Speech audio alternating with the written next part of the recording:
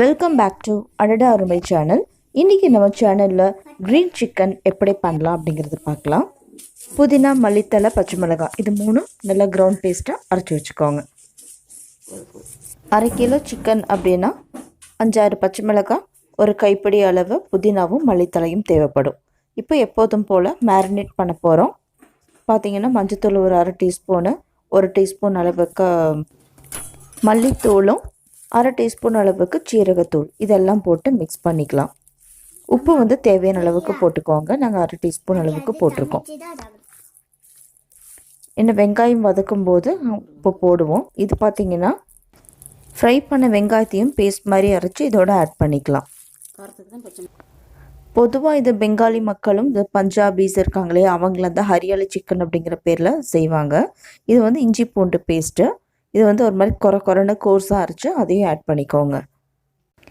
மிளகுத்தூள் வந்து தேவையான அளவுக்கு ஒரு 1/2 டீஸ்பூன் அளவுக்கு போட்டால் போதுங்க. இது வந்து பச்சை மிளகாவோட ஃப்ளேவரில் தான் கம்ப்ளீட்டாக இருக்க போகுது. அதனால் மிளகுத்தூள் சும்மா லைட்டாக ஆட் பண்ணிக்கலாம். ஒரே ஒரு டேபிள் ஸ்பூன் அளவுக்கு தயிரை ஊற்றி நம்ம மிக்ஸ் பண்ணி மூடி போட்டு மேரினேட் பண்ணி வச்சிடலாம்.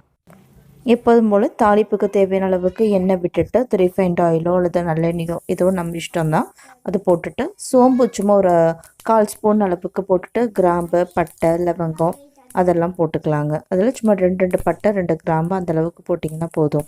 இது கம்ப்ளீட்டாக வந்து அந்த க்ரீன்ஸ் எல்லாம் நம்ம சேர்த்தணும் இல்லையா, அதோட ஃப்ளேவர் தான் இதில் இருக்க போகுது.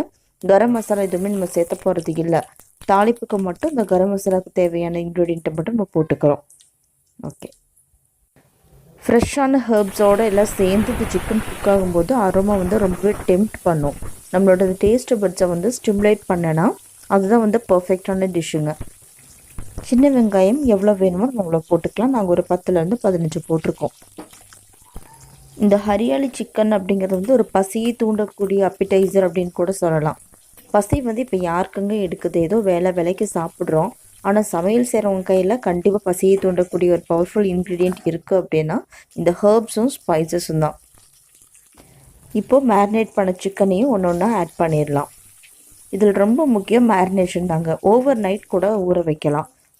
அப்படி இல்லை அப்படின்னா 4 மணி நேரம் அப்படி ஊற வச்சிங்கன்னா கூட நல்லாயிருக்கும்.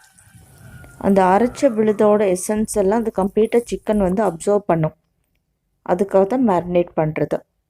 இது வந்து கம்ப்ளீட்டாக நம்ம தண்ணி வந்து தேவையான அளவுக்கு விட்டுக்கலாம். ஒரு 1/2 டம்ளர் அளவுக்கு விட்டிங்கனாலே போதும்.